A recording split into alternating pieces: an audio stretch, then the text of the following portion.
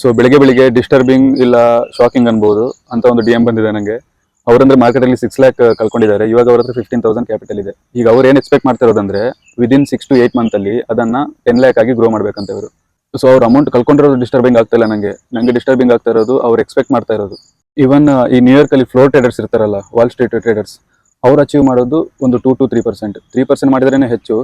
ಅವರಿಗೆ ಅವ್ರದೇ ಓನ್ ಆದ ರಿಸ್ಕ್ ಅಪಟೈಟ್ ಇರುತ್ತೆ, ಆಮೇಲೆ ರೆಸ್ಟ್ರಿಕ್ಷನ್ಸ್ ಇರುತ್ತೆ, ಆಮೇಲೆ ಅವರು ಮೈಂಡ್ ಫೋಕಸ್ ಮಾಡೋದು ಬೀಟದಲ್ಲಿ, ಅದು ವಿಷಯ ಬೇರೆ. ಬಟ್ ನಾವು ಇವನ್ ಅದಕ್ಕಿಂತ ಜಾಸ್ತಿ ರಿಸ್ಕ್ ತಗೊಂಡ್ರು ಒಂದು ಮ್ಯಾಕ್ಸಿಮಮ್ ರಿಯಲಿಸ್ಟಿಕ್ ಆಗಿ 4 to 5% ಎಕ್ಸ್ಪೆಕ್ಟ್ ಮಾಡ್ಬೋದು.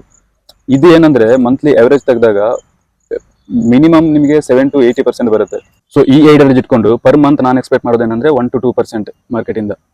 ಸೊ ಈ ವಿಡಿಯೋ ರೆಕಾರ್ಡ್ ಆಗೋಕ್ಕಿಂತ ಮುಂಚೆ ನಾನು ಕ್ಯಾಲ್ಕುಲೇಟ್ ಮಾಡೋ ಪ್ರಕಾರ 15,000 ಅನ್ನ 8 ಮಂತ್ ಅಲ್ಲಿ 10 ಲ್ಯಾಕ್ ಮಾಡ್ತು ಅಂತಂದ್ರೆ ಅದೇನಾಯ್ತು ಅಂದ್ರೆ 70 to 80% ರಿಟರ್ನ್ ಮಂತ್ಲಿ ತೆಗೆದಂಗಾಯ್ತು.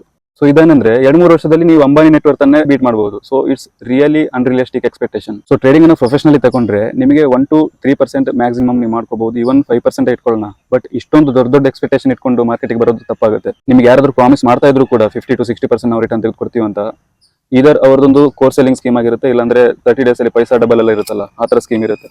ಸೊ ಇದ್ರ ಹಿಂದೆಲ್ಲ ಹೋಗಬೇಡಿ. ಸೊ ಪ್ರೊಫೆಷನಲ್ ಆಗಿ ತಗೊಳ್ಳಿ, ರಿಯಲಿಸ್ಟಿಕ್ ಗೋಲ್ ಇಟ್ಕೊಳ್ಳಿ ಟ್ರೇಡಿಂಗ್ ಅಲ್ಲಿ.